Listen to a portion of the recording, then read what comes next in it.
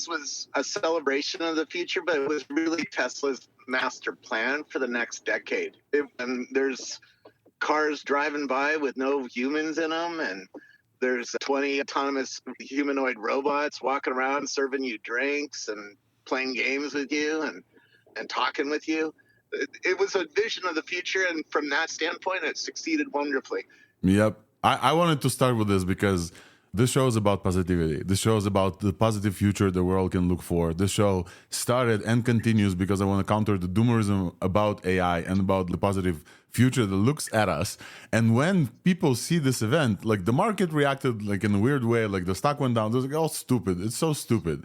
Robots are walking among you, and then driverless cars pick you up and drop you off. And if we cannot get excited about this, what can we get excited about? I don't get it. And so I was very happy that you were there, and your reaction was incredible as well to me. Robert, thank you so much for coming up. We have tons of stuff to talk about, and this is not our usual forte, but definitely there's AI involved in all of this. And so we had to cover this. We had to cover the positive future that we're all looking for. And these robots will have some of the stuff we usually talk about, like LLMs and vision models, like all of these things are going to be embedded. This was just like an incredible vision of the future where the cars drive themselves and the robot bring you your food and you're just chilling. There's a bunch of videos that I personally liked of like how the future will look when you're just chilling with your family and the robot like is behind the scenes cleaning. I can't wait for this. Very honestly, I can't wait for like a robot to walk around here. The timelines may be off, but the eventuality is clear. This is going to happen. Not only that, these robots will populate the factories that build these robots. They will build the factories. They will build more robots. This is where we're going, literally.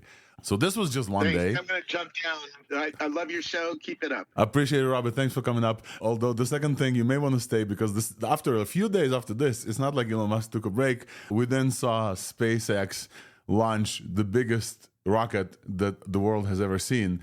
But we saw the launch before. And then we saw is that Mechazilla, I think is the name? The tower that launches this actually catching the rocket back, or the rocket like landing precisely on the Mechazilla tower. And that was like just incredible to me. Because I and Nistan, we played the game. Somebody like wrote a game that's called Mechazilla, and it was really hard to land the rocket yourself. And then I woke up very early. My daughter climbed into bed with me, and we both watched this incredible feat of engineering where a tower catches another tower, like the biggest flying object the humans had ever made fly, then get caught back on the Nistan. Did you watch it live, or do you only watch it on like repeats? No, I watched it live, and I was with my parents. I made them watch it too, and they were completely don't follow this stuff. And it was pretty funny. They were pretty impressed that it just went up. But then when it came back down, they were just, what the? It's like you took the skyscraper and you chopped it in half, and then you flipped it, and then you brought it back down. Yeah, I watched it live. It was dope. It's incredible. It's just incredible. The thing that I have about this is on the same thread of positivity that we keep talking about this here, on countering the doomerism, looking forward into the future with excitement. Nobody, like, okay, let's put aside the Tesla We Robot event where investors actually looked at the like financial outlooks of the company and expected timelines, etc. So the market like fell, whatever. Put this aside. How can you look at the SpaceX launching a rocket and then landing it on the same like tower that launched it with a negative thought in your mind? It's impossible. Like, I really love the thing about space is I really love it. Everybody can look up and say, wow, this is incredible. I watched it with my daughter. Ryan, how did you watch it? What did you think? Hey, everybody. Nice to see you. It was magical watching this. And the thing that struck out to me is my kid who's 16, we were walking along and I said, did you see the catch by Mechazilla? And he's like, no, but everyone's talking about it. I heard about it. I'm amazed. And he's 16. So it's like all of his friends are getting their imaginations lit by this experience. And I'm so excited for our future. I'm so pumped. It's amazing. Yeah. It's just like in the span of just a few days, both these things just bring the future closer to palpable. Meanwhile, we're all like walking around with at least multiple hardware devices. I think Apple Intelligence launched. It's really funny how quickly, Robert, you were talking about this before, where would people go into a car without a steering wheel? And we're talking about this, let's say Waymo in San Francisco. You go into a Waymo once, and in the beginning you're excited. Oh, this car drives itself. After your like third ride, you're just sitting behind there typing on your MacBook. You don't even understand that there's no driver anymore. We humans get so used to like things coming up to us in the future that like this also applies to AI. A bunch of stuff that we would take now for granted, if you show it to us like last year, for example, we would be completely blown away. Like VLMs, for example. I will talk about a few specific examples of this, but one that I wanted to highlight, we're going to have somebody at the end of the show, Hrishi, who's going to talk about a very specific use case for Gemini. But there's another use case for Gemini that comes from our friend who's been on the show, Simon Wilson, where he basically used Gemini to help him with some data automation tasks that was boring by recording his screen with a video recording, uploading this video to Gemini and asking it extract all of this data. And so basically he recorded himself clicking into a bunch of emails and then uploaded this video to Gemini, and Gemini gave him a perfect output of the structured data of those emails that he wanted to. This to me, a year ago, you would tell me that this is possible. I'll tell you no way. There's no way that a model will understand whatever video, break it down to frames, understand perfectly what's written on there, and just give you what you want within seconds. And so I actually used it for the show as well. I recorded my own bookmarks that I take on X, and then I gave it to Gemini. It did hallucinate just a little bit, but this is just like something that we will almost very soon take for granted as well.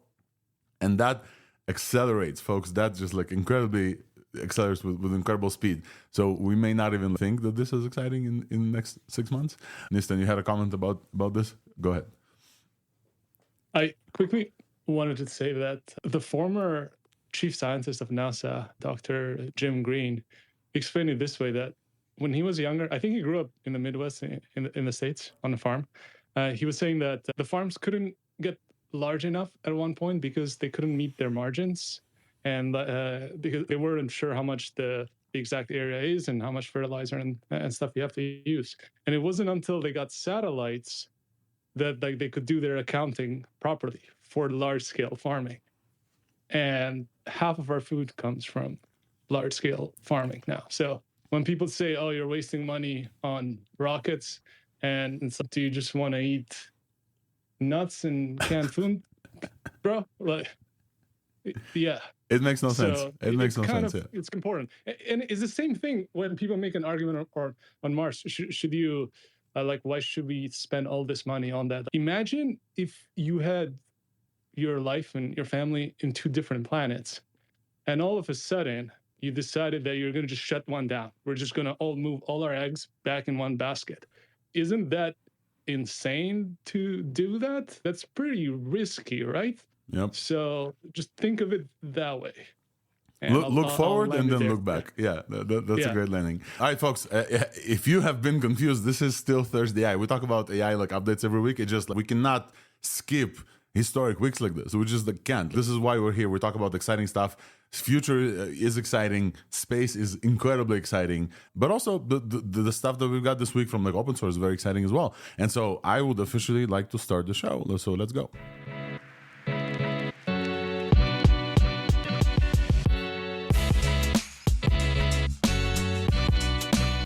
Welcome, everyone. This is ThursdAI. My name is Alex Volkov. I'm an AI evangelist with Weights and Biases, and I'm very excited to bring you the show this week, October 17th. We have a bunch of open source stuff to talk about with my friends on stage here.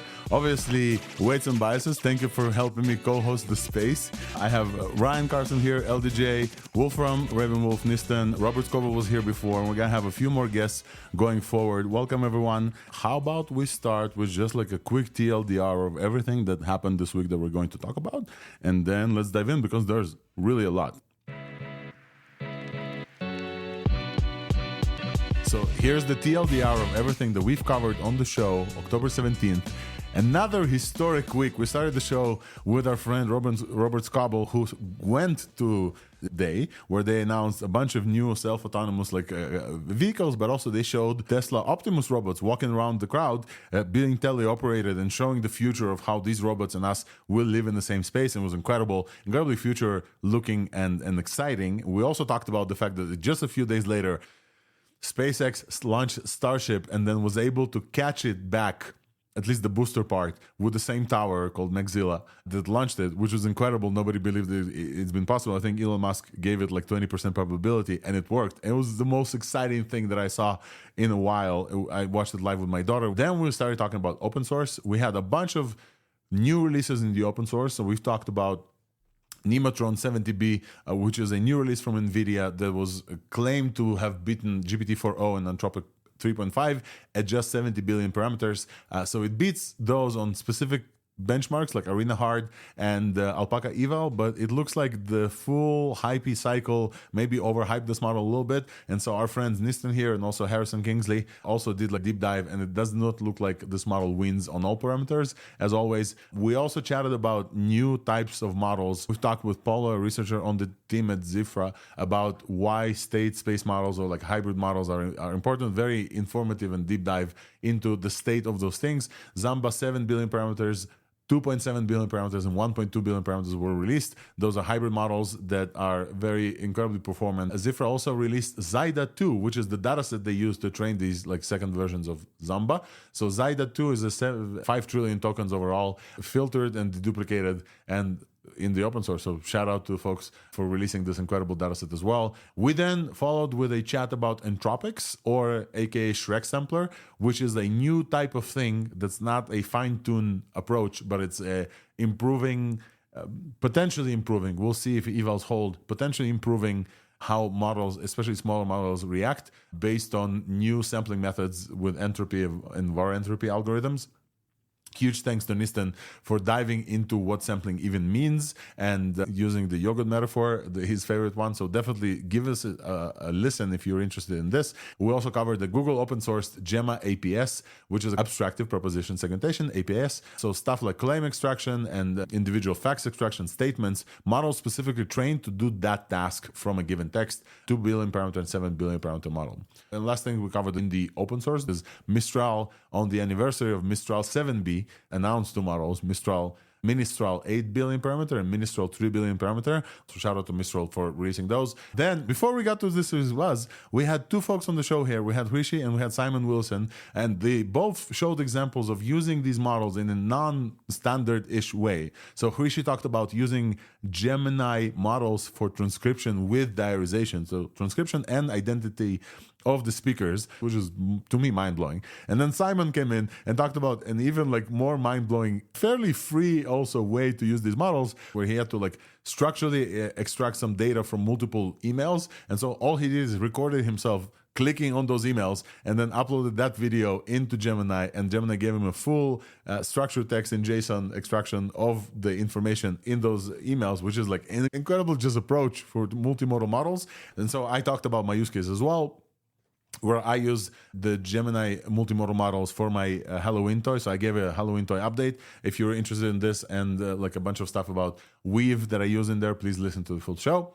We also kept talking about Gemini releasing different parameters in their API. So they ship stuff like log probabilities and candidate count and seed and model personality, like all of these like very important things in the API. So they keep shipping. So shout out to them. In the big companies and APIs, we also announced that XAI released Grok and Grok 2 via API, but not access to X, just Grok 2 of the model itself. And that Yi O1 AI released Yi Lightning also in API, and they have updated that Yi Lightning is now number 6 on the LM6 arena. In the big companies as well, we updated that Amazon, Microsoft, Google all announced nuclear power futures for AI specific like workloads. All the hyperscalers announced some sort of partnerships with potential nuclear reactor build-outs, modular nuclear reactor specifically. And we just talked about how AI is going to require a lot of energy, a lot more energy than now. And it's great to see that we're going towards this area as well. Then we continue to talk about voice and audio and some exciting updates there. F5 TTS is a zero-shot voice cloning that's open source with less than 50 seconds of audio. You can generate your own voice. We also mentioned in the vision and video category that Adobe Firefly Video was announced in Adobe, and it's a first commercially safe text-to-video and image-to-video model. And I think it's time for us to get started. This was the TLDR. I think let's talk about Folks, let's talk about Nemotron. Nemotron 70B. Nistan, I want you to start this off because we've talked about Nemotron before and I saw your comment. So let's do the technical stuff. NVIDIA releases a new Llama fine-tune, and they say that it looks incredible on some benchmarks, specifically Arena Hard and Alpaca Eval and Empty Bench. All benchmarks with LLM as a judge. And everybody goes crazy because they stealthily released this. What's going on with this model? Nissan, give us the TLDR. You tested this as well. Yeah, I tested it. Sendex did a much more thorough test, and today it's 78th on the Arena leaderboard. So I criticized it a bit. After criticizing it, I said just use it for like an hour or two. And honestly, it wasn't bad. I didn't see much wrong. The styling that's done on it is very good. And it sounds good as a model. I think for most people, it's pretty fine to use. The reason that a lot of people got annoyed by it is because some of the claims that were made. Now, NVIDIA did not directly make these claims. A lot of these were done because of hype. And as someone who hyped up reflection, I decided to actually run my own benchmarks this time instead of just believing it, because I'm like, okay, we've been here before. We're learning. We're learning. We're learning. And I'm releasing my own models too. And I don't want a hit on reputation if I make mistakes here. But yeah, when we tried it on benchmarks, it wasn't that good. So it looked like they had cherry-picked two benchmarks to show it off. And they might be fine if you're a grad student or just some random startup. But if you're doing it for NVIDIA, don't do that. If the model is mid or medium high, just say it's average high. Just say it as it is, because it is a pretty good model to use. It's not bad at all. You can get work done throughout the day with it. But don't just cherry pick something and act like this is school exams where you have to get first place or you're gonna get kicked out if you don't both cheat and study really hard. Don't do that behavior, because it's not gonna work. So this is why people got annoyed with Nemotron. But it wasn't all directly at NVIDIA. It was also all the hype that was going on around it. NVIDIA did cite on their model card that they're winning in this area. They definitely mentioned this, but they quietly released this. There wasn't an announcement from the main account. So I agree with you. It wasn't like NVIDIA hey, we beat everyone in this thing. There's a new data set called Help Steer 2 preference to improve LLM alignment, and it seems to have helped, at least on these LLM based questions. Although, Nissan, I think what you tested and what Sentex tested, I added Sentex is Harrison Kingley, our friend of the pod. I added his tweet on the top so you guys can follow. But Nissan, you tested GPQA? Yeah, I tested GPQA Diamond. So it's the hard set of GPQA questions, because that's the test that I can run the fastest. And you still need 8 GPUs to run it on a 70B model. But it runs the fastest and is the best indicator of how it's going to perform everywhere else being fast. Because, for example, MMLU Pro takes 30 hours to run on 8 NVIDIA 48 gig cards. So it takes a long time, whereas GPQA Diamond is pretty fast. So I tested that in particular, and the zero-shot version. So no chain of thought, no special prompting, no chat template. Yes, so I tried to compare them all the same way this time to do it properly. And I made a small mistake. I tested one in Flow 16. I corrected that too, because benchmarks are messy. But yeah, other people can confirm it as well. It's not better than Quen. Quen 73 is still better. Yep. There's that. And especially at math. I will say we're going to hear it's not better than Quen multiple times to the show, also in the Mistral thing, because that's also very, very interesting. So Nemotron is pretty cool. It does not look like it beats also on other benchmarks. If you folks subscribe to AI News from Swix, which you definitely should, Swix also cited the Aider benchmark that we've talked about. Paul doesn't want to come to the show. Paul, come to the show. I've invited Paul from Aider multiple times. If you're friends with him, tell him it's cool here. But basically, Aider benchmark is this code editing benchmark, and it seems like like Nemotron is actually underperforming on this benchmark as well. Like with other fine tunes, it's better at some things, worse at some things as well. It does not seem like the promises that were made, like, hey, NVIDIA released the 70 billion parameter model that beats Claude Sonnet 3.5.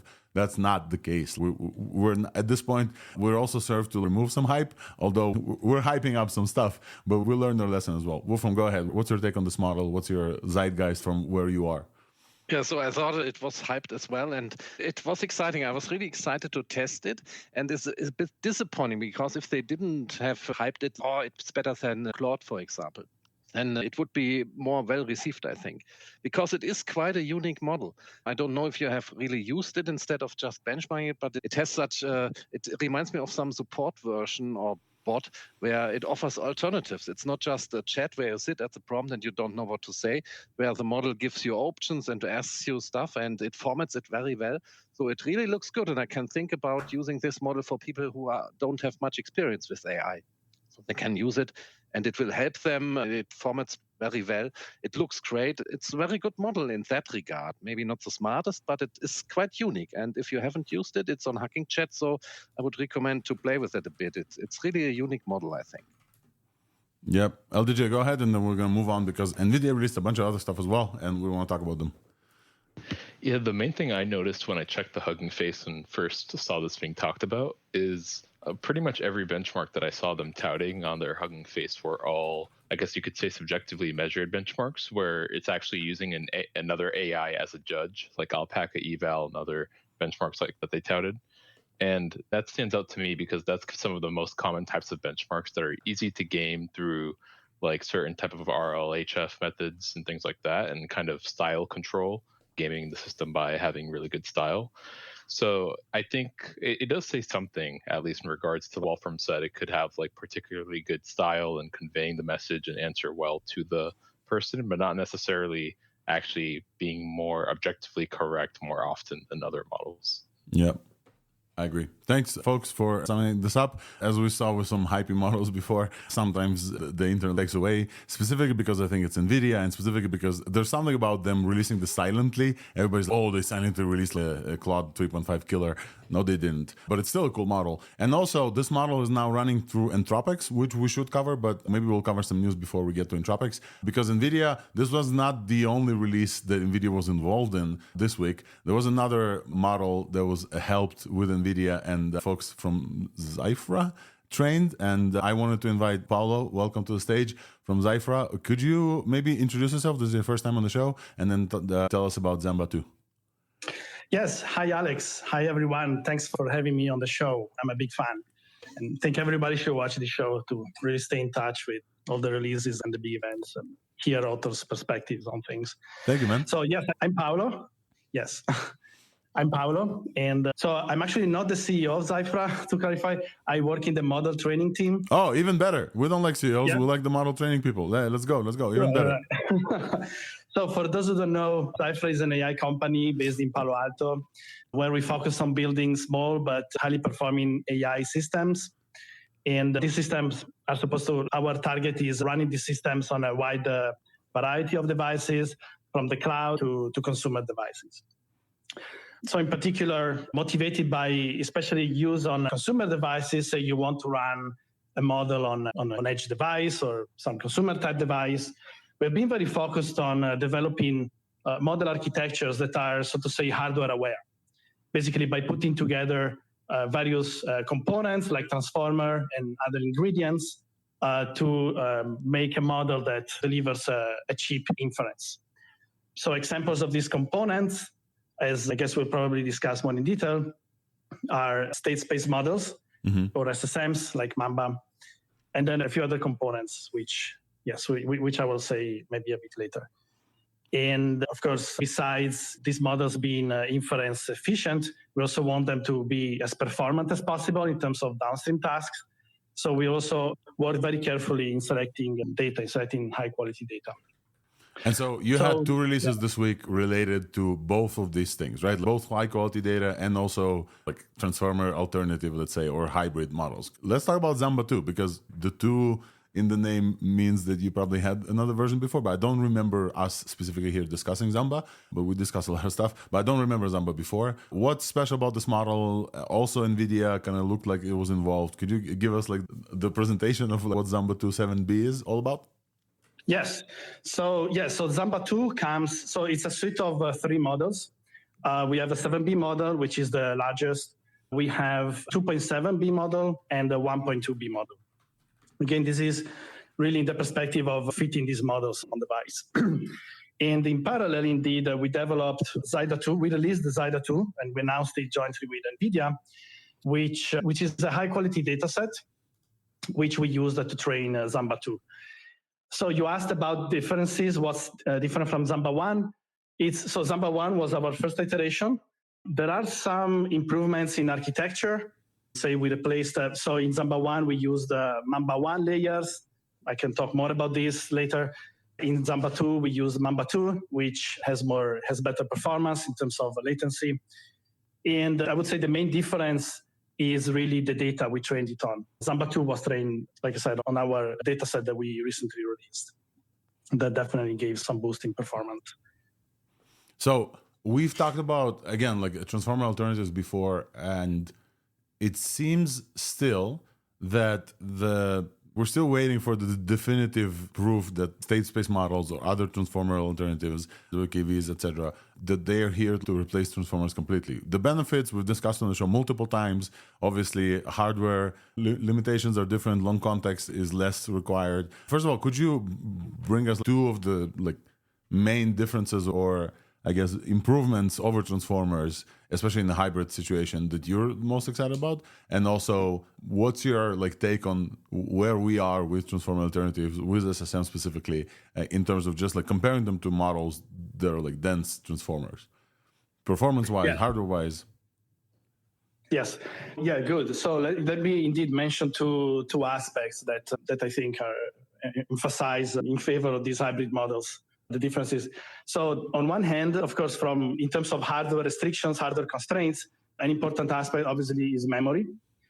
Like you already mentioned, there is an advantage in SSMs, which is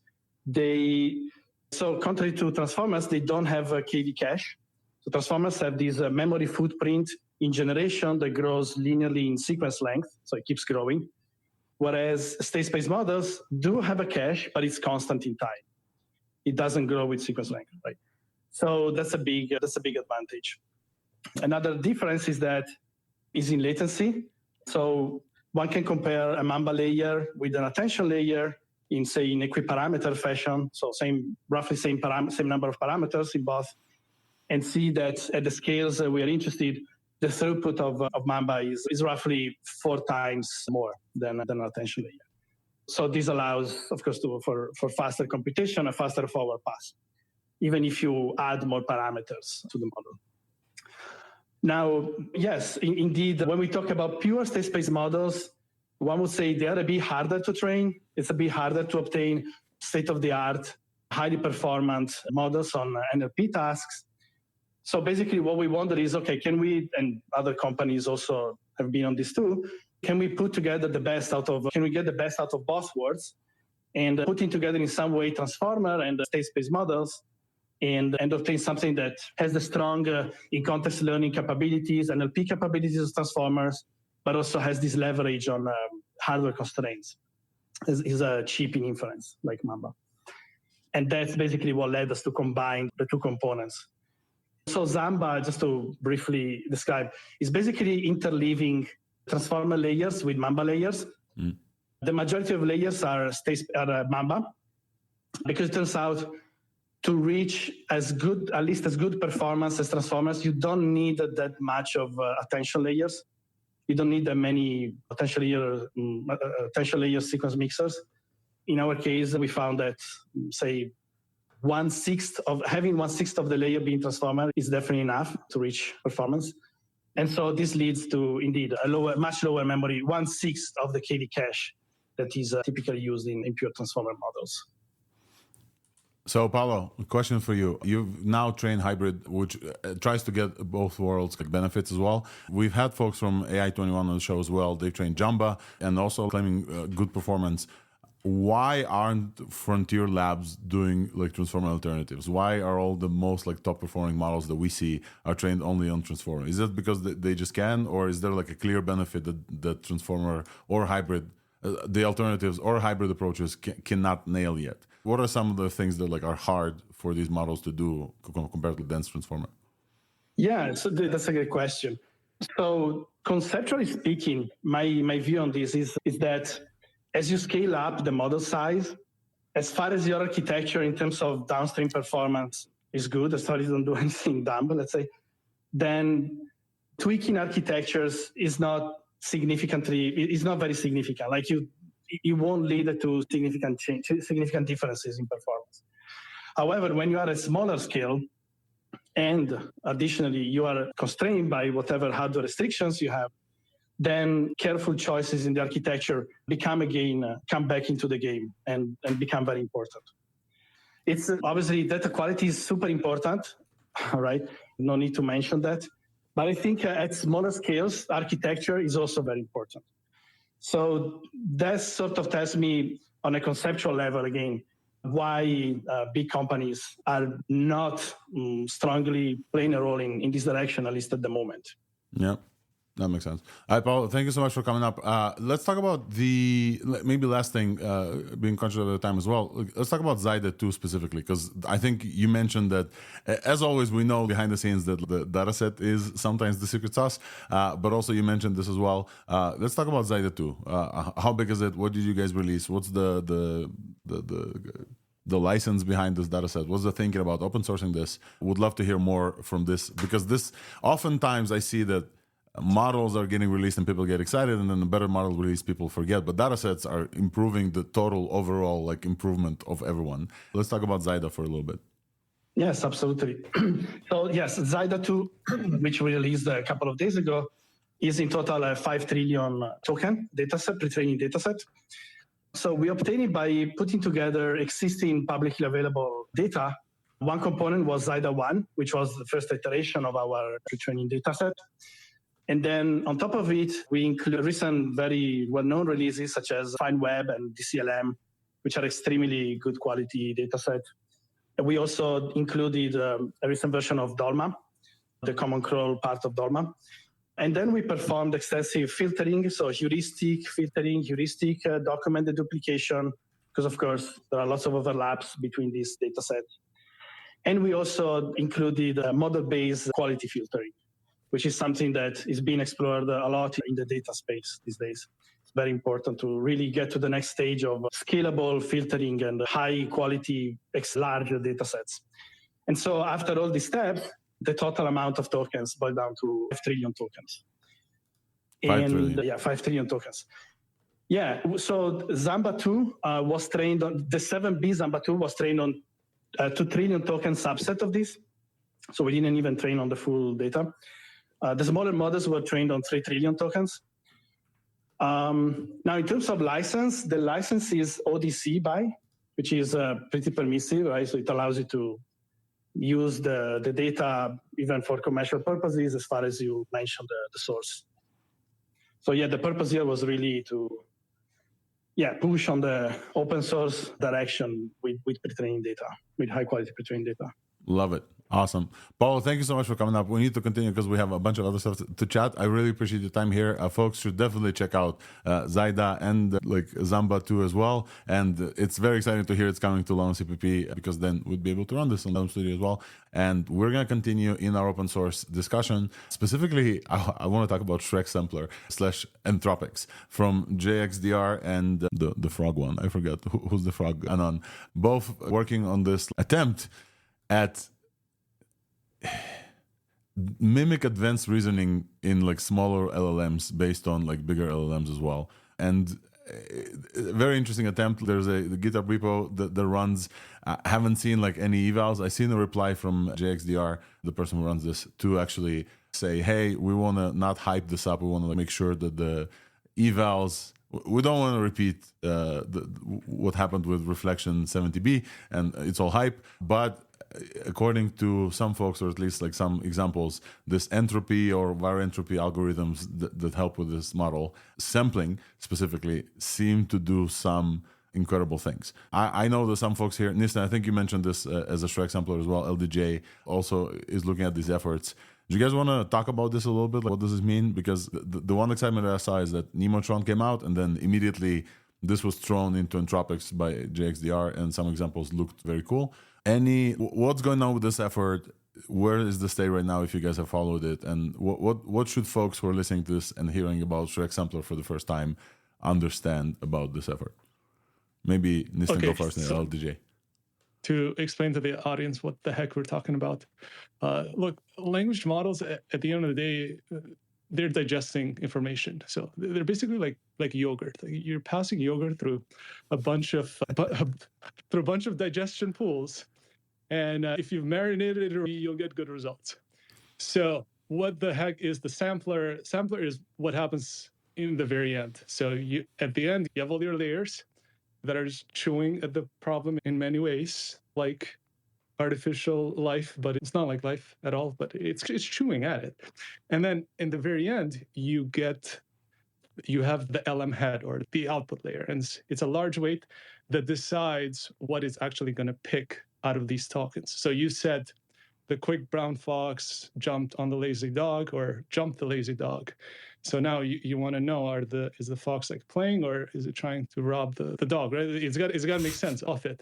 So now the sampler, what it does is, in the end, it returns what are called logits. And I'm going to simplify the explanation, but it gets a whole bunch of answers of what the next word is, what the next token is. And out of this, it picks the one with the highest probability, highest value. And when you hear people like Karpathy say that today's models are quote unquote collapsed, what it means is that the models are way more likely to just pick one, and they don't have a wide variety of things to pick from. So they're getting like less creative and more deterministic. Now, what people are doing with this entropics thing, and honestly, I don't fully understand it because I haven't read the code yet. I'm just waiting for someone to show a good benchmark so that then I don't get obsessed with it for 3 days straight. But it looks like that people are taking these logits that come out, which are just the probabilities of each next word. So jumped on the dog or jumped the dog. Like, what's the next prediction going to be? What's happened? Is the dog getting robbed, or is the fox jumping over him? So it's got to make sense of that, right? And it's got to put a weight on the word on versus on the word the.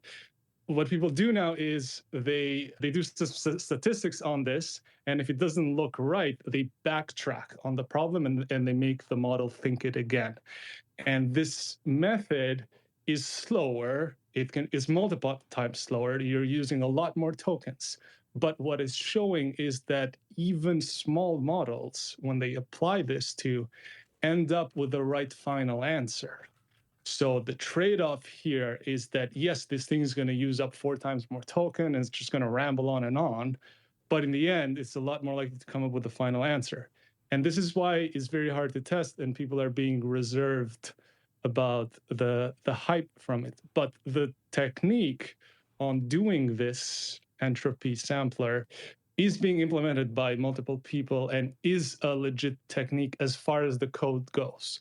As far as the results go, it's still hard to test. So that's where things are at right now. Thank you, Nistan. That's an incredible breakdown. Specifically, I also added to the top of the space a drop, like a breakdown from Team Kellogg that tries to break this down as well. If you guys wanted a little bit more details into this, Team Kellogg does like an incredible job at breaking this down even deeper, and it's like easier in text. But we're very excited about this because some stuff like this have been announced before. We know techniques exist to have these models like think and steer away from hallucinations. Hallucinations are like when this model chooses the next probability based on just probability, and there's ways to mitigate hallucinations as well. Hopefully some of the techniques here, varentropy or higher varentropy, could help steer like away from hallucinations. Very interesting attempt. Again, we're waiting for eval, so like before we get too excited, Ryan, what's your take on this one? Can we just thank Nistan for using the analogy of yogurt? Every time it's used, I'm muting my phone, my microphone is just like bursting in laughter because also it applies incredibly well. I appreciate it. It's one of the best ones. Wolfram, go ahead. Yeah, you're basically talking to yogurt, guys. That's what it is. It's the yogurt from Black Mirror. It's talking. Wolfram, go ahead. Yeah, I just wanted to add that it is a very unique thing because the sampler is usually the last part, which is using just a little bit of randomness, like saying, okay, it takes the top 95% tokens or the top 5% tokens. So it's very dumb usually, or just a bit of a randomness. And you have these big models trained for millions of dollars, and then you throw them RNG on top of them to pick the tokens. So this is a very different approach where there is a lot of logic. I have looked at the code, and it is doing things like, is it sure about what it's doing or is it not sure what it's doing? And then we change the temperature and stuff like that. So it is a very elaborate thing, and there's a lot of intelligence, human intelligence being poured into this. So I'm really excited about it and looking forward to the benchmarks as well to see if the sampler itself can elevate the model to a whole nother level, especially smaller ones, where it takes a lot more tokens and time, but the smaller ones are cheaper to run and they generate faster. If you can run a small model and you get the same results as a big one, that would be a really amazing feat. Yeah, that's usually, it sounds incredible and futuristic, but also we've seen this happen before. Smaller models getting distilled from larger ones, getting great results.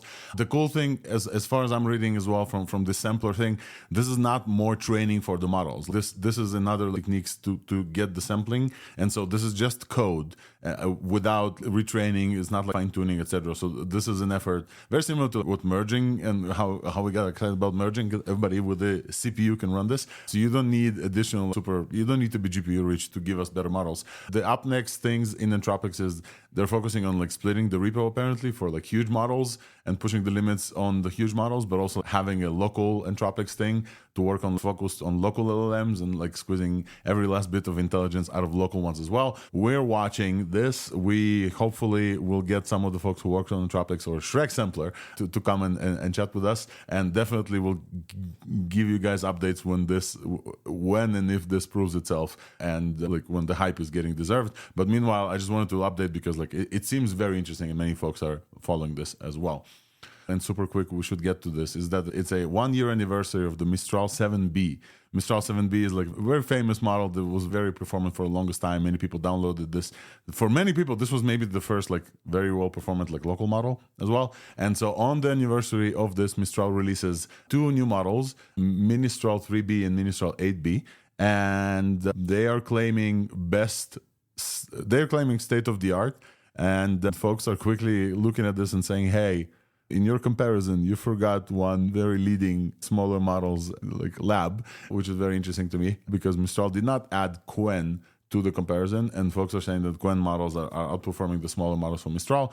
In any case, we got Ministral 3 billion parameter, and it compares very favorably, like beats Llama 3.2, 3 billion parameters. If you remember, Llama just released like smaller models as well. It looks like everybody's like gunning for smaller models, on-device models as well. Ministral also beats Gemma 2 billion parameters, but it looks like on at least benchmarks, it's still underperforming Quen, the smaller Quens as well, which is the thing. Yeah, Quen is really incredible models, and people often just don't include them in their comparisons. But the other thing that I noticed with Mistral is that Mistral 7B was famously like open source, I think Apache 2 license as well.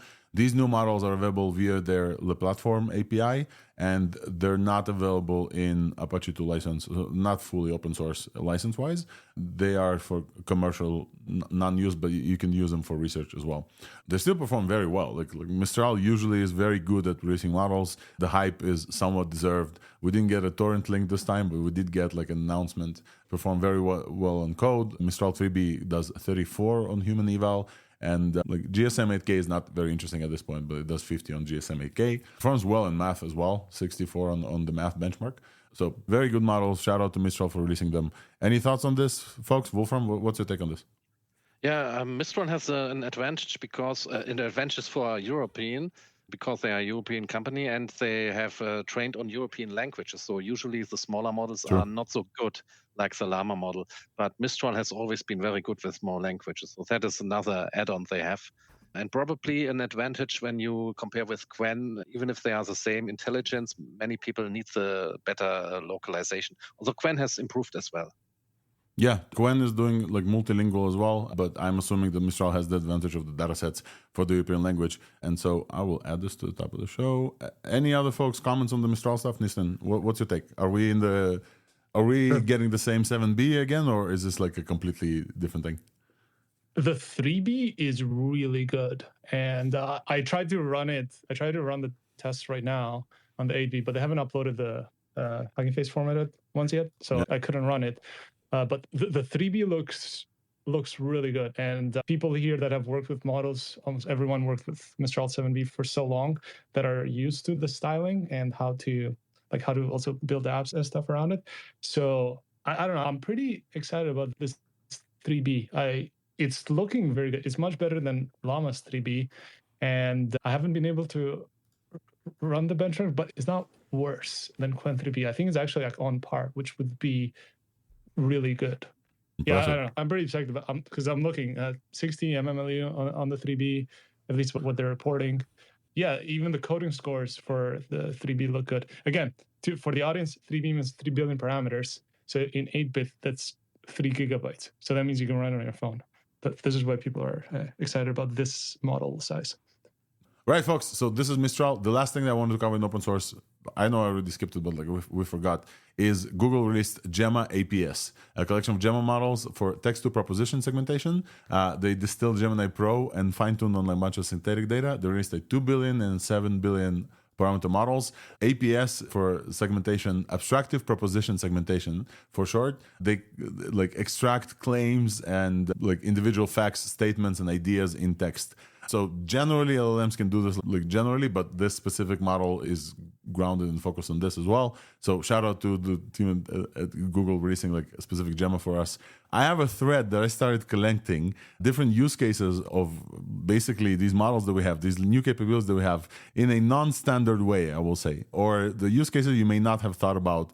Thread. So I have a thread. I'm going to add this. And Hrishi, your one was very interesting to me, and Simon's one. So maybe I'll start with, because you're on stage, I'm going to start with you. I saw that you're using Gemini, I think Flash as well, for transcription. What? It's not Whisper, and it's actually beating some performance on some numbers. Could you talk about some of the findings that you did? Because I really liked them, and I wanted to bring this to folks' attention. And then we're going to talk with Simon about his use case, which is also quite incredible and like just unimaginable maybe 2 years ago. Yeah, absolutely. The one that I posted was mostly just because it blew me away. We're starting to see exactly the same thing that happened with LLMs back when they came out. There's all these collections of models with like decades of history that are specifically tuned for certain things. And then you have this kind of general intelligence coming up, and it's starting to really punch well above its weight. I think we're starting to see that now really with multimodal LLMs. I never thought that they'd actually be able to beat voice models on single speaker straight up transcription, but that's what's starting to happen. They need some assistance still, and that's where LLMs were before, where you see they can do these certain things, but they need a lot of assistance from specialized models, but they slowly start getting better and start crossing that line. And of course, I'm not necessarily using it for single speaker transcription. The real power is in being able to understand just so much more. The one example I'll share is yesterday I had a crowded conversation in a coffee shop. And this is something that we've always had trouble with transcriptions, right? Because models are always listening. They don't necessarily have the understanding, especially voice models that humans do. We're really great at being able to tune out all conversations and just listen to one. But usually when you do that kind of thing and transcribe it, you'll get massive snippets of all sorts of background conversations happening. I'm originally based out of Singapore, so even conversations I couldn't understand that were happening in Chinese, French, or whatever around me, the model, especially Whisper, will just pick it up, transcribe, translate, no problem. And then you have all of these different parts. But yesterday it was a very loud coffee shop. We had trouble really listening to each other. But I gave that to Gemma and mentioned, these are the people speaking, this is the thing. And I said, ignore every other conversation. And single shot, I got a very clean transcription. So that kind of really blew me away. That was now possible. So let's not bury the lead here. I just want to like highlight for the folks. You went super technical, super quick. I want to bring us up. You're using LLMs, like multimodal LLMs, specifically Gemini, to do transcription tasks, where previously models like specific ASR models, automatic speech recognition, like Whisper, like other ones, people use those specifically for transcription. There's models for transcription like Whisper. It's like 3 billion parameters. All it does is transcription and some translation. We've talked about Whisper multiple times here. You're not using those specific ones. You're using a generic model, and it's better at some tasks, but it also gives diarization for you, and it's cheaper significantly. Is that a good summary of what you'll discover from this week? That's a perfect summary, right? The cheaper part, even without the cheaper part, the models are getting better and good enough at so many complex tasks that you'd still use them. But the cheaper is just icing on the cake, that it is just that much cheaper. Give us some of the findings. I think you're about like 30x cheaper if you use the Flash models. If you use 8-bell, which is pretty good, honestly, pretty reasonably good, and you can join it with Whisper locally or even like a tiny model that's running in the browser to get even better, it's 60x cheaper. 60x cheaper. Because you can also prompt it as well. Like you said, you can prompt it to do some analysis on the actual text. And then because it's 60x cheaper is insane, first of all, let's put it that way. But also you can then like maybe re-ask it again with that context and maybe get better examples as well. Yeah, 100%, right? And that's the really crazy part. When Whisper came out, I think one of the best things about Whisper was you could prompt it. You could, at the very least, get it to fix common spelling, transcription errors in a little bit, but it wasn't very powerful. These things are practically brain, so you can prompt them with all sorts of things. And that becomes, and it's very underexplored. Like even we don't fully understand how to prompt these models just yet because we don't fully get how they perceive these things. Like video, for example, is a complex format with a complex encoding. So even with LLMs, it took us like months to, and I don't mean from an ML perspective, I mean from an engineering perspective, understand how they perceive the text enough to know, hey, this is what they're actually understanding, and this is how you actually switch things around. Crazy, but very underexplored. Very underexplored as well, because you can ask it to ignore some certain things as well. Hrishi, that's incredible. Folks, definitely follow Hrishi because it seems like he's an explorer in an area that I'm like very excited about. You can obviously run Whisper locally, etc., but you still have to send all your audios and upload them. It's probably less performant in near real time, I believe, but still with the speed and the very generous free tier that they have, uploading audio and performing this kind of task. Hrishi, the last thing I want to talk to you about is diarization. Whisper does not diarize. Whisper like just transcribes. Could you explain briefly what diarization means for folks who don't know about this, and then tell how these models are actually doing it? Oh, sure. Speaker identified diarization has always been the holy grail, especially now that you've got so many meetings and all this data that we want to ingest. And what that effectively does is multiple people are speaking. Can you separate it out by who's speaking when? And the massive holy grail there is overlapping audio, right? I interrupt a little bit more. And so the people around me also tend to do that. A lot of my audio also has a lot of overlapping speakers. But the holy grail, even for a conversation like this, is can you identify who's speaking when and what they said? And then that becomes almost gold dust in terms of how much information is there to be processed. And diarization traditionally, we've always approached it from an audio perspective because we've never had general intelligence, right? So it's a ton of noise correction. It's a ton of some level of speaker separation into different channels. And so there's a lot of pre-processing. And even then, models have just not been very good at it. Assembly AI, I think, is the closest I've seen in terms of what they're doing. But even that sort of makes changes. With sort of modern models, you can just ask. And they're not perfect just yet. They need a lot of help. They need a lot of merging if you want massive long audios to be really accurate for a shot, but they're getting there.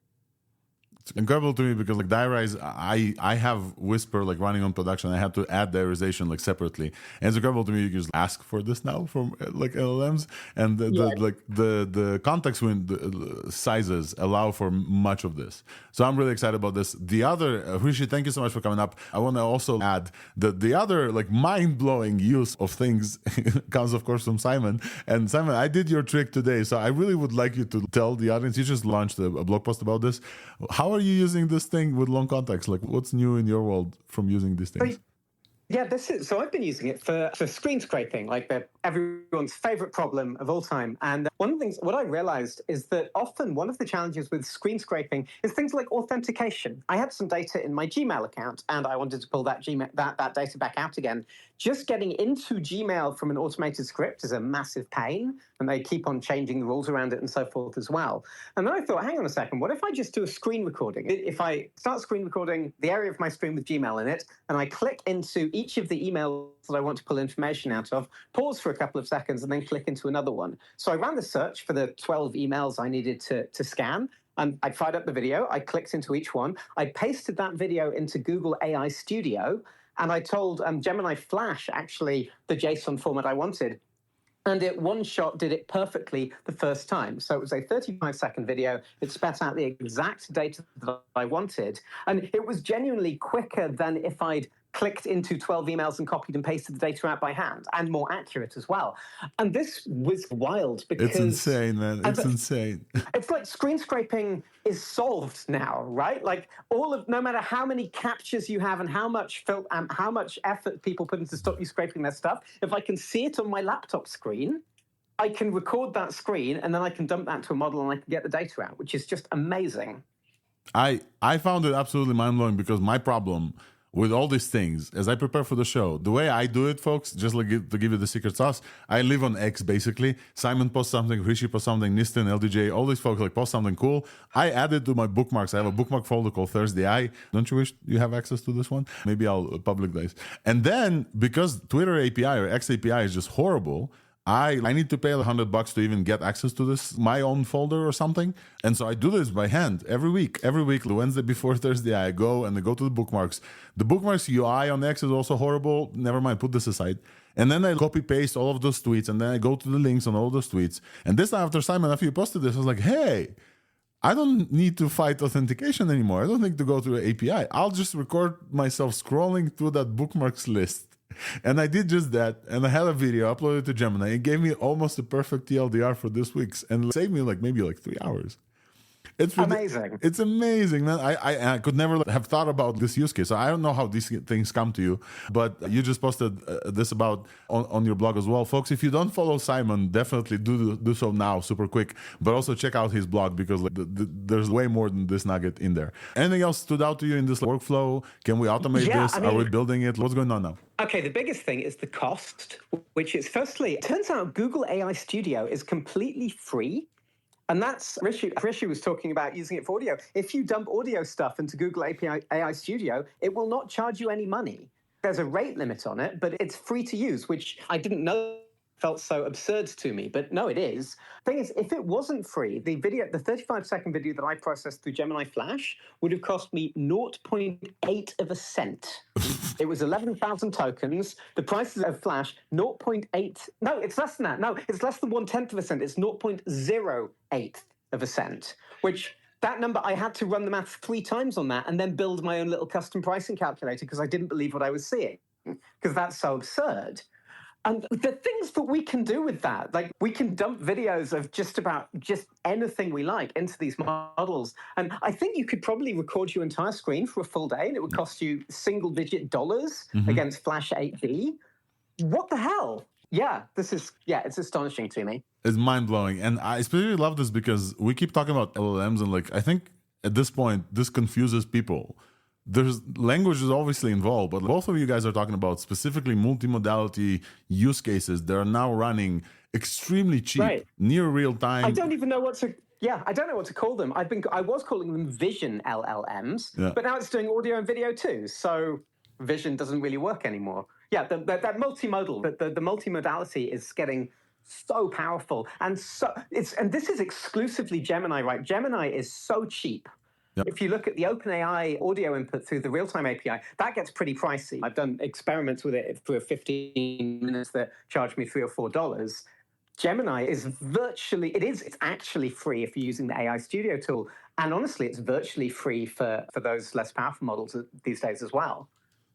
It's absolutely remarkable. So folks definitely should try this. Nistan, go ahead. I see you have your hand up.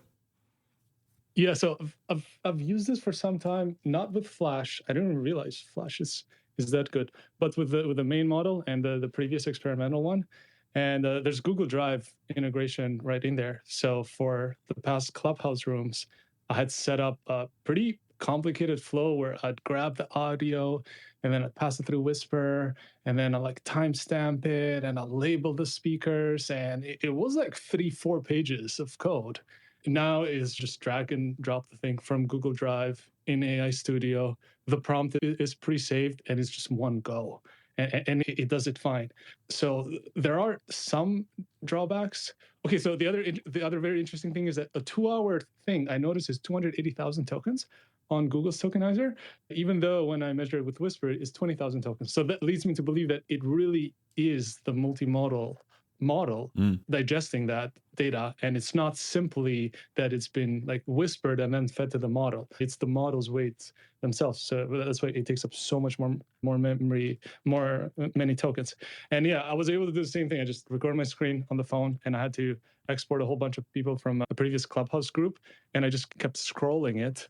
And then I dumped it into Gemini, and it grabbed me the whole list of people and even removed the troll accounts. And it was great. They actually worked.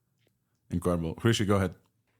Oh, yeah. I just wanted to add something to what Simon said. I went through the same thing. I had to check the cost before I posted that 30 times, 60 times. I tried different websites. I tried different calculators on my machine to make sure that was right, because it just didn't make sense how cheap everything was. And I guess you can do that at Google scale, right? Because hosting and transmitting video and audio has always been one of the most expensive parts of dealing with it. But it's great that they're doing that. I also just want to say the prompting on these things and how to work with these things is still poorly understood. So I wish we'd all just share more on what the prompts are, how we're working with these things. Because one of the things, for example, that I noticed just yesterday is you can do speaker ID now. So if you have video of people speaking and different things, you can actually identify what people are wearing, where they're sitting, but you still see weird things show up here and there. If you take screenshots and pass those in, the models are better at identifying spatial relationships as opposed to video. So you could try that with your screenshots, and you can try that with the scrolling as well. And you'll see that difference. And it might be with how video is understood. So I've got a quick question about that. Back in February, when they first launched Gemini Video, the way it worked was it took a video and it sliced it into an image, like 1 frame per second, and it just processed them as a sequence of images. Have they upgraded that now so that it's actually looking at the real video complete with the audio? Do you know? I don't know for a fact, but I know something's changed because the tokens have changed to be significantly smaller. It's doing something with the encoding, because video encoding usually just changes rather than the frames themselves. I don't think it's a series of images anymore, because when I talk to the model and try to get some concept of what it's perceiving, it's no longer a series of images. Interesting. We need confirmation for this, but if it's no longer just a series of images, that opens up other capabilities as well. Simon, go ahead. Bits. It's like hunting for... Sorry, that was a mistake there. The Gemini, Notebook LM can do custom instructions now. And yes. So I've got the 2 podcast hosts pretending to be Pelican data journalists talking about my video scraping thing from the point of view of Pelican data journalists who need to do Pelican things. So that's also new. That's like literally, they listened to the community and released like an update to Notebook LM today, if I'm not mistaken, right? Yes, it just came out an hour ago. So first of all, Simon, I appreciate you bringing breaking news, but you want to play this a little bit, the Pelican thing? Sure, I'll play you just the first few seconds because it's exactly right. Hold on. Welcome back. You ever find yourself wading through mountains of data, trying to pluck out the juicy bits? It's like hunting for a single shrimp in a whole kelp forest, am I right? Oh, tell me about it. I swear, sometimes... Yes! Finally! I turned them into pelicans.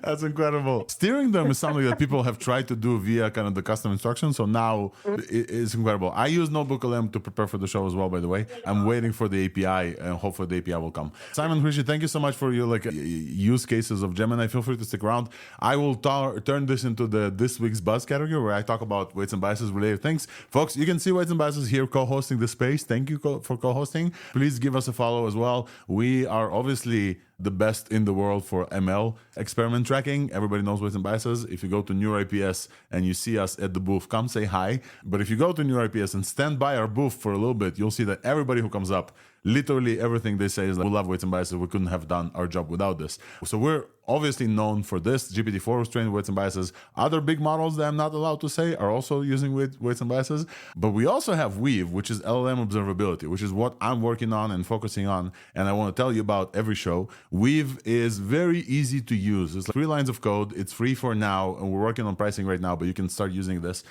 Everything that you build with LLMs, all of the things that we talked about with Simon, with Rishi, with other things, it's if you're building a thing on production, you want to trace everything, Weave is the way to go. It's like very simple to do. And then all of your stuff is in Weave, and you can annotate everything. You have to look at your data if you want to improve your own production models.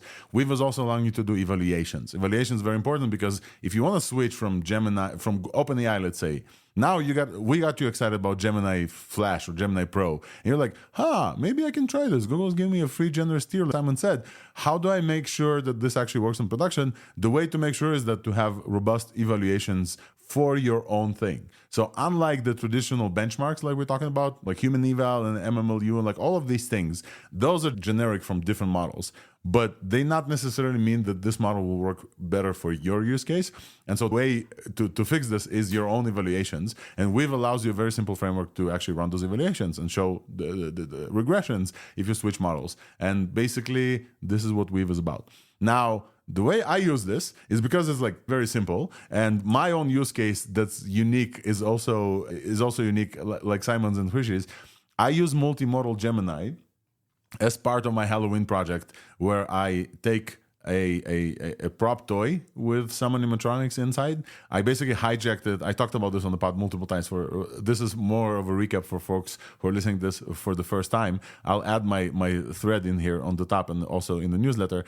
I have hijacked the animatronics of this like Halloween prop, and I connected a Raspberry Pi in there, and I connected a web camera.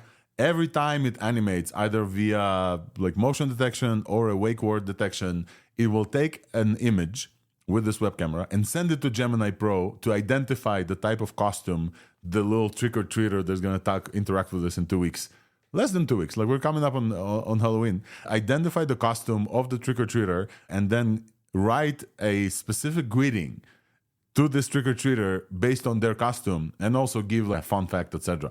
And so this is what I'm working on. And right now it uses Gemini because like the speed is insane. It's just like absolutely insane how fast. Uploading the image is still annoying. You have to upload this to like a very specific Google thing. I tried to replace this with like Cloudflare upload, which is way faster. Google did not like it. And so you have to upload this to a specific like Google thing still. So that's slow. But after the image is uploaded, the response is nearly immediate. And because like, imagine this, a kid comes up to my door and then it has to wait like 3 seconds, 4 seconds, 5 seconds for the robot to start speaking. That's boring. They're going to go away. But Gemini is so fast that it's like almost immediate. It replies almost in near real time. So I actually presented this yesterday. And the way I use Weave with this whole thing, by the way, announcement right now for you folks, we just launched our like Gemini integration as well, which means that you don't have to write any specific code as long as you use Weave. We'll track it for you. But basically, I track every time a person comes up and takes a picture and what the LLM responds. I track it so I'd be able to then also maybe fine-tune this, maybe extract those pictures and do something else going forward with them. And so all of those conversations, interactions with my toy, physical toy, are stored in Weave, and some of it will be probably public at some point. And it took me like three lines of code to use this. And so if you're not using Weave for your project, you definitely should. I know that some folks are, like Simon previously told me, you store it like locally. It's no matter how you do the storing, you should always store what your LLMs have responded, so you'd be able to build better prompts. And Weave is just a very easier way for you, which you can afterwards export and do some stuff. So if you're not using Weave, definitely give Weave a follow, a try, and definitely give Weights and Biases a follow, who's here on stage. This has been this week's buzz, and the update there is we now have a native integration with Google AI Studio, so you have to write even less code. As long as you initiate Weave, we'll track the calls for you and all the usage and the API costs and everything as well. So you guys no longer will have Simon Hrishi. You will no longer have to do the math manually. We'll do it for you inside the Weave interface.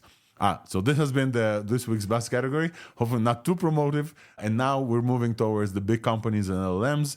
And I think we'll start with Gemini as well, because they also shipped a bunch of API features that we've talked about and I want to highlight as well. The thing that they've shipped this week is log probabilities. Nistan mentioned log probabilities in the concept of the sampler before. We haven't yet at this point gotten log probs from Gemini, and now we're getting them. And I think that's super, super important to highlight, because I think log probabilities, candidate count, presence penalty, seed, and model personality, like all of these things have been shipped, and log probs are very important. Previously, some companies hid them for fear of distillation. So it's really good to see that Gemini is now shipping those in the responses. Anybody wants to comment on the new features in the API and some things they found exciting with the Gemini API? Going once, going twice. It'll be good for distilling. I wish someone from Archie was here to tell us about that. It's worth looking at that because you need the log props to do distilling. Yeah, you need to understand like how the model like decides where to go, basically. Yeah, go ahead, Rishi. Oh yeah, one of the things that it hasn't shown a lot of promise just yet, but I'm still betting on a little bit, is you can use the log props to figure out if you're doing OCR related things and you're doing visual related things to once it's it goes wider to figure out where the model's uncertain. So something that's been helpful when we're running sort of local models is to look at the log props, figure out where the model's uncertain, zoom in, crop into those areas, and then run it again. And that had a massive bump in accuracy. So for quite a bunch of tasks where you're doing extraction and sort of modification, log props are insanely useful. And so absolutely, and it's great that we're now getting them from this model that like is effectively free. So I love that. And so in the other big news in big companies APIs, xAI released Grok 2 and Grok 2 Mini APIs. They promised they would when they launched it, and now they're available via Open Router. They had a hackathon this weekend, I believe, previous weekend in San Francisco, and they shared some of these APIs, and now you can use Grok 2 and Grok 2 Mini. I don't believe that you can use them with access to the X platform. So the APIs are only Grok, which is unfortunate because what I love most about Grok is not actually like the model itself. We're going to wait for Grok 3 to train on this like insane Memphis supercluster that Elon apparently raised in 3 months and added a bunch of it in 16 days. So we're going to wait for Grok 3 to be like better than the other ones. But Grok 2 and Grok 2 Mini, the benefit that I see in those models is not the model itself, is the platform, is the access to the X platform where it can go and summarize like a bunch of stuff. That unfortunately is not in the API, which is sad, but still it's pretty cool that the API exists. And so if you want to play with those models, you are now able to. So that's another update for you as well. In addition to this, Yi Lightning, which is now 6 on the LM6 arena, from O1 AI is now also like available via API. Very proprietary model, so not open source, but very well performant. And number 6 on the LM6 arena is very impressive. So those are some API updates. Now I want to talk about the big companies that everyone, including Amazon and Microsoft and Google, all announce like the future is in nuclear, because they all know that these like massive data centers will require amounts of energy that the current grids cannot output yet. And I just wanted to bring this to the stage and have folks here discuss, because I think in the same week or something, like in the span of like a week and a half, we saw most of the major like hyperscalers all announce some plans for nuclear powers and like partnerships with folks who are building out nuclear powers. And basically this seems like finally somebody woke up, and I wanted to hear about this from folks here, specifically Wolfram. I would love to hear your take, because famously Germany just like recently closed down the last one, I believe, or one of them. Yeah, there's a meme where you show how it looks like where they blow it up, the cooling towers. So yeah, Germany and Europe, it's the wrong direction, but they are already starting to wake up. I've seen some posts on Twitter, on X, where some politicians are saying we have to accelerate too, so we don't lose. And yeah, that is something I have always been saying, that we need more energy. Yeah, I think everybody who is using AI knows that we can't just go back into caves and pretend we don't have to advance further. So AI will help us to solve the problems we have. And of course, there will be new problems with it, but we have the tools to work with that and solve it. And that is the only way forward. So that is my opinion. And we need more energy to solve these things. And I think America is an example of how it can be done. I hope that other parts of the world are also waking up now. I'm really hoping as well, because nuclear has gotten a bad rap because of some previous like things, but essentially this is like the clean energy promise if it's done correctly. And they're using like new types of nuclear power plants as well. And so I'm really hopeful that they also like shorter to build out. I think a regular like coal plant is like 6 years to build out. Those new nuclear modular things they're called, sorry, I don't have it in front of me, they take around like 4 years to build out. Again, unless it's like a SpaceX type of build out, maybe it takes like 3 months. I don't know how long a SpaceX nuclear power plant will take, but it's very incredibly exciting that we're stepping into this area, because yeah, If you guys remember, we talked about Leopold's like memo talking about the energy requirements for the big labs for the future, and basically it all relies on like right now like data is limited, etc. Next thing is going to be power limited, and so it's very exciting that all of these announcements have happened and like folks are like focusing on nuclear power. There's one thing I wanted to add, because I have seen a graph where they showed how much energy is used for AI and how much is used for other stuff in the data centers. Because a lot of people, I have personally seen people criticize AI for, it's using so much energy, but it's still just a bit compared to what is used in total. And that bit is used for good purposes as well, purposes that will help us save energy or optimize our energy production. So I think it is very important that we put more energy and more AI to use. Yep. So the announcements, like specific announcements, is Amazon leading $500 million funding into the SMR, small modular reactors company as well. And like Microsoft also has a 20-year agreement with 3 Mile Island nuclear facility in Pennsylvania. And so like these, in addition to this, behind the scenes, there's also like the folks like Helion Energy that Microsoft also invested in, but that is not yet materialized. So we're looking still at nuclear. Obviously, once Helion proves what they are about to prove, this thing is going to take off even further. So this is the update from the big companies and APIs. I love that all of them are looking into the future and understanding that the things will keep scaling. Like we're going to get like a 10x model from Grok 3 is going to be like insane probably based on just how many H200s they just added.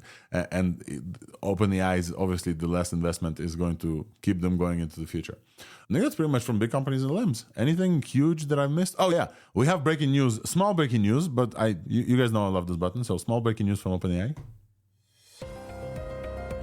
AI breaking news coming at you only on ThursdAI. Small for some, but maybe very important for other folks, because I think still 90% of people in the world still use Windows. OpenAI just announced that the desktop app for ChatGPT is now available on Windows as well. It used to be just a Mac app, and I love it. I honestly prefer to use that sometimes over just going and opening another tab. And now OpenAI just today announced that the desktop app for ChatGPT is now available. So if you're on Windows, go and download this right now and play with it. LDJ, what do you have to say about this? Yeah, a little bit other breaking news too. In about 3 minutes, Sam Altman is having a live stream start up for WorldCoin live stream, and it's live in 3 minutes. So if anybody wants to see Sam Altman talk about their plans and future progress for that, then yeah. Worth mentioning, first of all, don't go and watch it because we still have 30 minutes to a show, or like at least 15 minutes. But it's okay if you will. The thing about WorldCoin, for folks who don't know and understand like what's going on there, Sam Altman basically has been involved in WorldCoin pretty much as long as he's been involved in OpenAI. And it started with this thing, with this orb that scans your like eyes and cornea and knows that your proof of humanity is basically based on your eyes. And it triggered like a bunch of people, I need to give my eye signature to Sam Altman.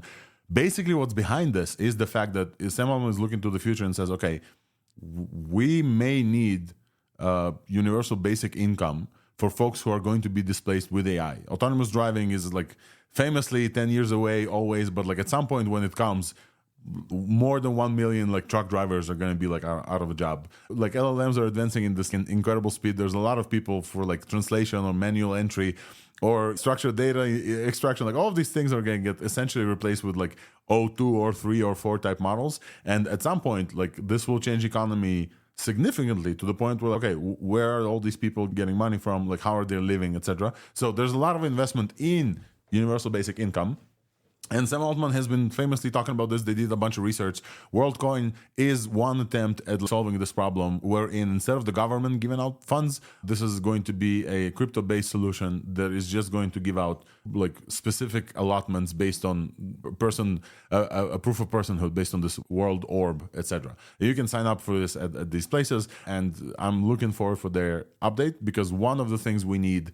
So Sam Altman is like famously invested in 3 things: OpenAI, WorldCoin, and then Helion Energy and like other energy solutions, right? So all of these 3 things are very important for the future of humanity. So very excited to hear about WorldCoin and how it's going. And for folks who are dismissing WorldCoin outright just because crypto is involved, I would urge you to give this a little bit of a listen and put the crypto skepticism aside just to hear what's possible here, because there are things that the blockchain is needed for. This may be one of those things, and WorldCoin is essentially, I've been following WorldCoin. I have not gotten sidetracked by the fact that they scan your retina, etc., because I think it's very important to think about how the future looks when AGI is here and past AGI as well. So thanks, LDJ, for bringing this up, and we're looking forward. We're going to, if it's AI related, we're going to talk about this. Go ahead. Yeah, something actually a little bit AI related that I wanted to bring up about WorldCoin is the fact that it helps solve the problem, or at least attempts to try and solve a future problem of how to know when somebody is a real person or not in the future. And one method that people commonly propose is, hey, what if we make an identification AI that can help identify when somebody's a fake account, but that can't really ultimately like work perfectly. But the opposite side of a solution would be something like actually having just a verification system in the background where somebody just has it verified in some way, whether they're a real human or not. And anything that doesn't have that verification, you just safely assume that they might be an AI. And that's what this tries to do, and has like a verification system for you being a human. Yeah, and I think that we mentioned this a couple of times also in the problem of how do you know when somebody calls you, for example, if that's their person, specifically with the upcoming thing we're going to talk about, voice cloning, etc. And I think authentication is like one of the like only ways, basically. It's really hard to detect if AI wrote something, but like if you know the source and the source has posted about themselves. So yeah, I'm looking forward for the like proof of humanhood specifically. All right, moving forward, I think we have three things to talk about before we close out the show. One in the vision and video category, one in voice and audio category, and one in AI art. So let's start with the most interesting thing to me, which is voice and audio. We just literally talked about deepfakes, and I want to play you folks something. Let me see if I can do that super quick. Let me see if I can. Hopefully there's no... Okay, yeah. You guys don't hear any feedback or anything, right? Good. Okay. I want to play you this. Let's see where's my thing? Where's my thing? Okay.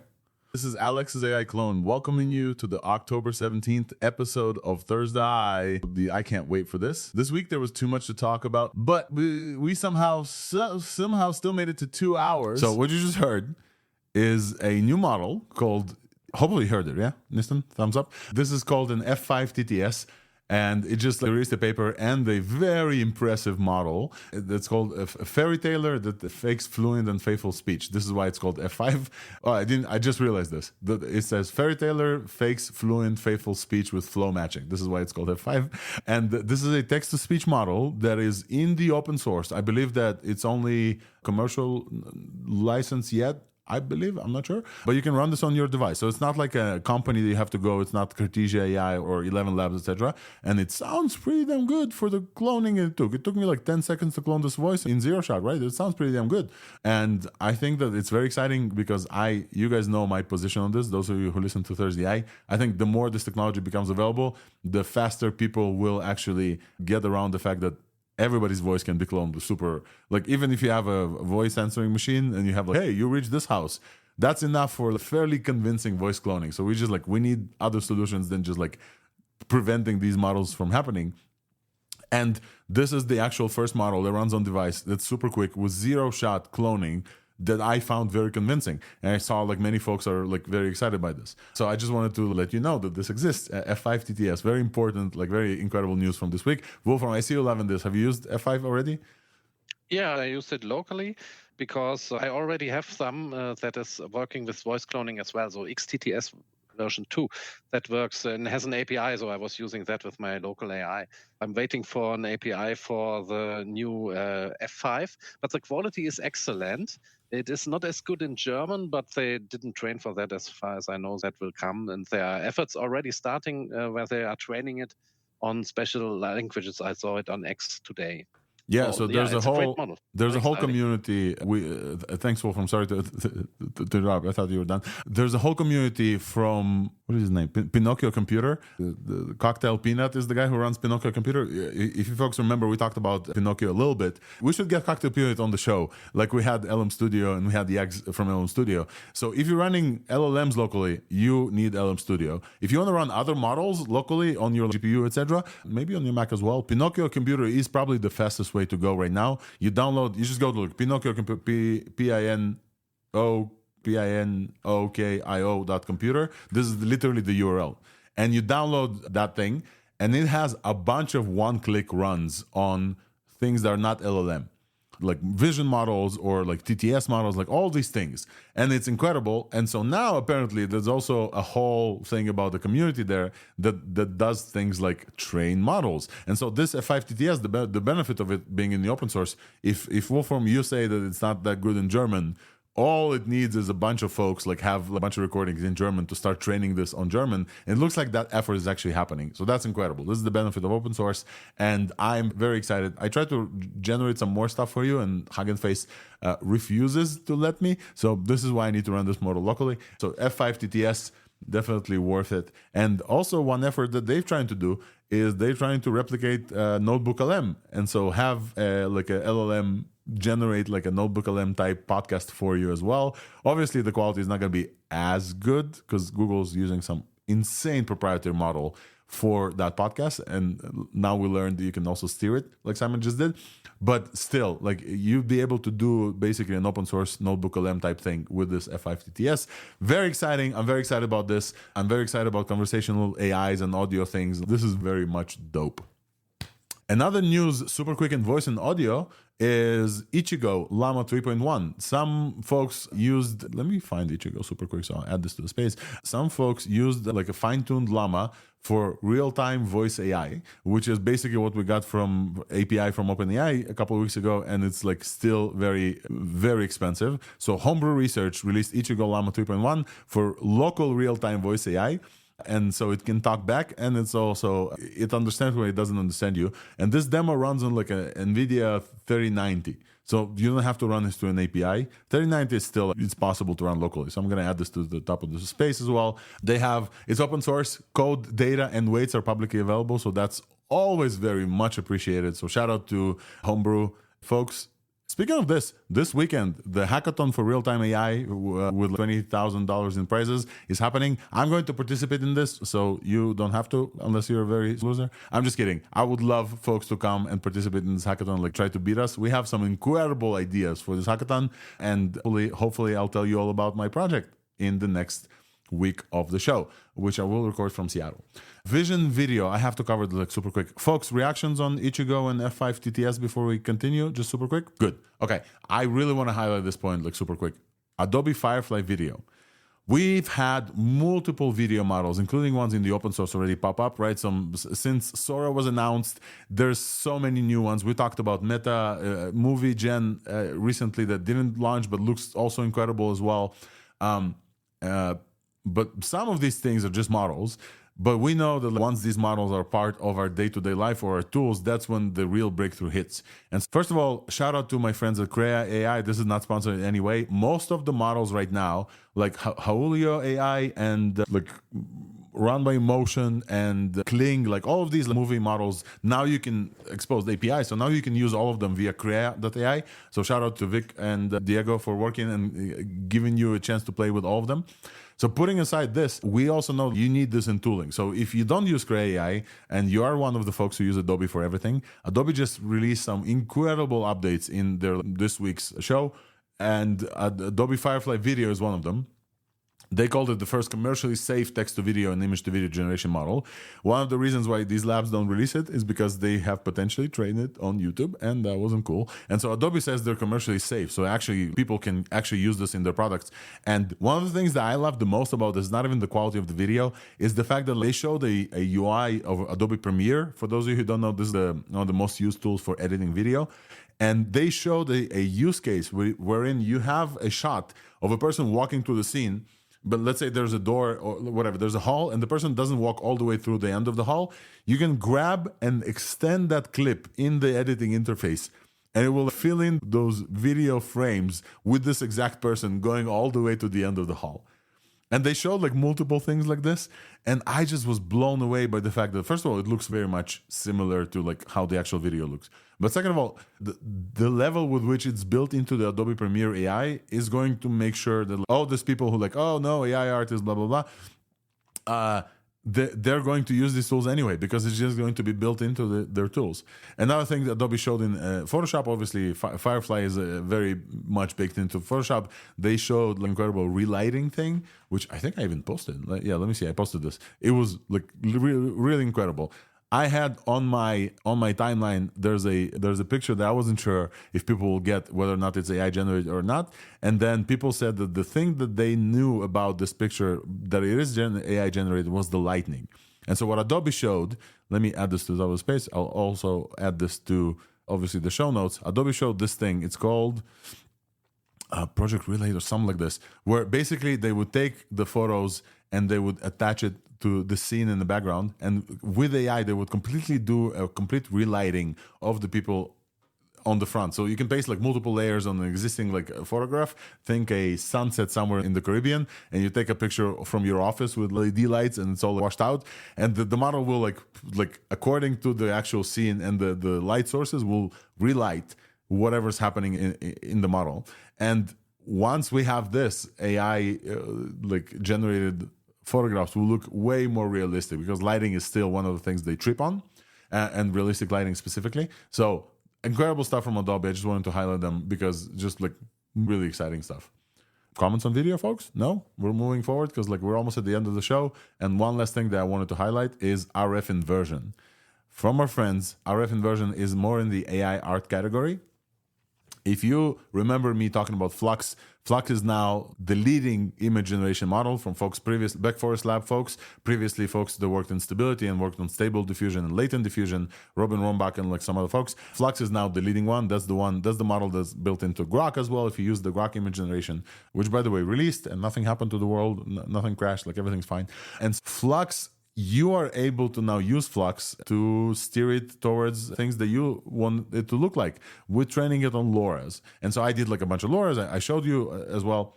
RF inversion is this new technique from folks at Google, and also Nathaniel Ruiz, a friend of our show, a dear friend of the pod as well, that lets you steer Flux without continued training, without any training at all. It's zero-shot inversion. So you can edit styles, or you can edit like images, or you can provide images and say, hey, I want this image in the style of something else. And it looks just incredibly cool. And it's zero shot completely, so you don't have to provide multiple images. So you can only provide like one image of your face and then have it like render in different styles as well. It looks incredible. I'm really hoping that somebody is going to build this in very soon into places. There's already a Comfy UI node for this as well. I'll add this to the show notes because like I think that folks who are interested in AI art, zero shot personalization is something like of a holy grail. Obviously, LoRa's will still be a thing, but I think that this is coming for everyone. And LoRa's now take 2 minutes to train. This is like almost immediate. Very incredible results from RF inversion. I wanted to highlight those folks as well. And I think, unless we have breaking news, this is everything that we wanted to talk about on ThursdAI. Anything else that I forgot? Simon, Wolfram, Bertowski, Niston, hey, welcome. I didn't even acknowledge you here, but welcome to the stage. Anything else that we wanted to cover and didn't get to? Wolfram, go ahead. Yeah, I just wanted to say that the pieces are now in place for real-time avatars that can talk. So we have Hello 2, we have F5, and Ishigo it's a real-time model. So I think we will soon see a lot more in that regard when you have an AI you can talk to and you can actually see, and where you can give it a face and it can talk like a human, voice video chat. Folks may not know that Wolfram is working on such an assistant, so definitely follow Wolfram for all of this. The pieces are now in place. I think the pieces have been in place if you use proprietary models also, but they were like expensive. Real time from OpenAI, like Simon said, and I also mentioned, it's quite expensive right now. Hopefully the cost will go down as they usually do. But now the pieces are in place to do it fully real time locally, which is super exciting. And not only have the model speak to you, but also look like a consistent model, and then also speak to you, including voice lip modulation, which is what, Wolfram, you mentioned. This is the last piece that I want to mention like super quick. We only mentioned this in the TLDR, and this is also in the voice and in audio category. It's called Hello 2 from CU. Where's CU at? 1 second, give me one to find this. Fudan University and previously Alibaba, and I'll add Hello 2 specifically. I think it was launched Yeah, yesterday. Yeah, so from Fudan University, Halo 2 takes one image and generates like an avatar that speaks. I don't know how fast, I don't know if it's real time, but it looks quite good. And so if you recently saw stuff like HeyGen, for example, Synesthesia AI, I believe, does this. So there's proprietary products that do this for you. I've been waiting for like open source like this because it's really fun to just generate a thing that also looks like it's talking. And so real time, this could be incredible. So we're waiting for this. And if you are following this, Wolfram is at the forefront of this research. Definitely give Wolfram a follow. Folks, this has been everything that we want to talk about. This has been everything that's like very interested in AI for the past week. I'll do a brief TLDR. This is mostly for me and for folks who like missed parts of the show. So feel free to stick around. Or if you want to jump over to the WorldCoin announcement from Sam AI with Sam Altman and WorldCoin, definitely feel free to do this. But this is everything we wanted to talk about. And I think that's pretty much everything we've covered for ThursdAI. Folks, with this, we've been here for more than 2 hours. Thank you so much for joining. I really love these historic weeks. I really love the positive about the future. And I really love the community that we have here of friends coming up and talking about their exciting things, their unusual things. I honestly, I'm looking forward for Thursday every week. And next week, I'm going to be from Seattle. If you're in Seattle, come chat with us in AI Thinkers. And if not, then the week after in San Francisco, we're going to have a hackathon as well. So with that, I bid you adieu. Have a nice Thursday, and we'll talk next week. Cheers, everyone. Bye-bye.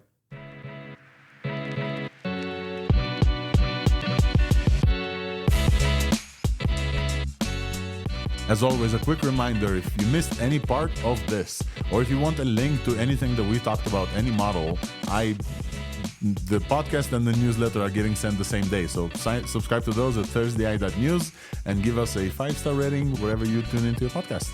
And see you next week. Bye-bye.